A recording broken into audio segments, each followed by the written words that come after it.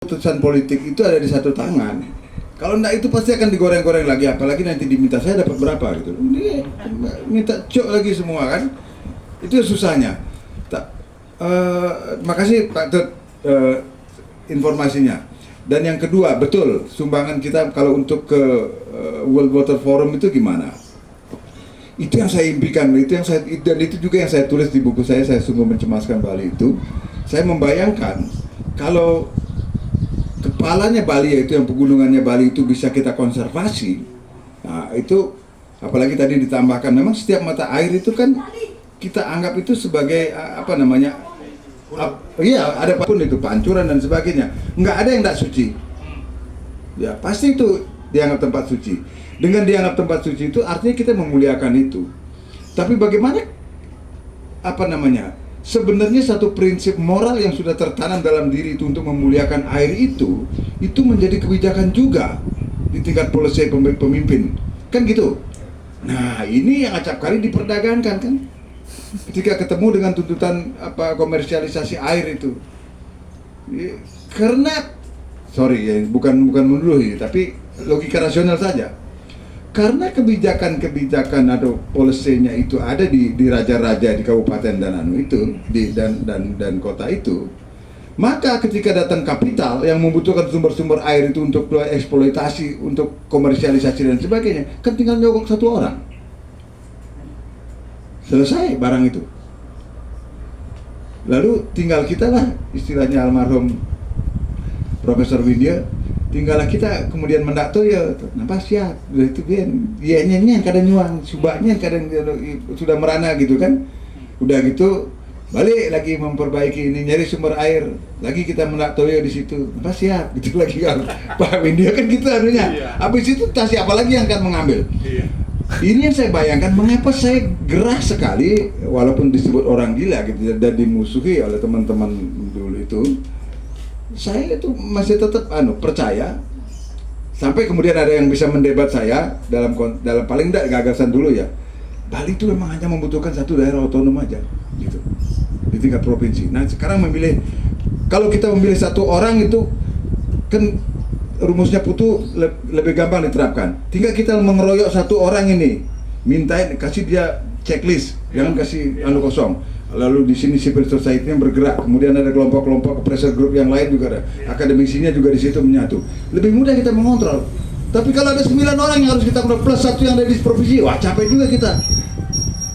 SPL kan, sumpelo gitu kan namanya. Nggak bisa kita ini. Artinya lemah lah. Artinya kita membutuhkan tenaga yang double dengan itu. Kemudian itu Pak Ketut Sarjana, benar dugaan saya Pak, pasti ada ide bernas yang akan muncul. Nah, mudah-mudahan nanti ini akan jadi catatan khusus kepada siapapun yang nanti akan memimpin Bali. Persoalan sampah nggak bisa kita biarkan. Benar Pak Gede Sutaria juga, soal itu juga saya tulis di buku saya, sungguh mencemarkan Bali itu sebagai salah satu problem terbesar kita. Yang kedua, selain soal tata ruang adalah soal kependudukan, kan berkorelasi itu kalau ininya. Nah, gimana kita mengaturnya itu? Pak Mampu tadi gimana caranya gitu ya? Ya, memang kita harus memulai dengan tertib administrasi dulu. Nah, tapi kebijakan apa yang kita mau ambil setelah tertib administrasi itu? Ya, kan itu pertanyaan lanjutannya. Nah, itu yang tidak bisa sebenarnya kita jawab sendirian kan? Karena ada interkoneksi dengan hal-hal yang lain. Misalnya, saya aja dulu mengusulkan kepada Pak Wali Kota, misalnya itu yang tadi yang saya sampaikan. Tanah-tanah umpamanya yang kena jalur hijau itu kan dia tidak menghasilkan gitu kan, tapi kan pajaknya tinggi. Lalu terus apa solusinya? Kan dia jual lalu kan. Nah tapi ketika misalnya saya usulkan, bisa nggak itu disubsidi oleh pemerintah daerah? Jadi temuan BPK. Nah ini kan ada kelindahan aturannya yang mesti kita juga clearkan dulu. Nah saya nggak tahu misalnya barangkali ada jalan keluarnya secara hukum, misalnya kalau soal-soal demikian itu ya bisa kita satukan dengan konsep bahwa Bali hanya membutuhkan satu daerah otonom sehingga lebih mudah dikendalikan. Saya juga belum mendalami soal itu, tapi saya pikirkan pasti ada jalan keluarnya. Gung Bagus juga ya memang bayangan saya itu gini Gung Gus. Nah, bayangan saya ketika kita milih nanti gubernur yang akan memimpin daerah otonom Bali itu kita bisa menyeleksi lebih banyak ya, memang seperti memilih CEO gitu ya.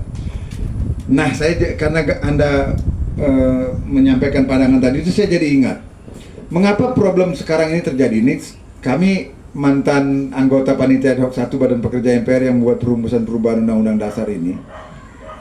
Di mana ya salah berpikir kita dulu itu ketika anunya peran partai politik yang besar itu kan memang demokrasi sebenarnya menghendaki begitu.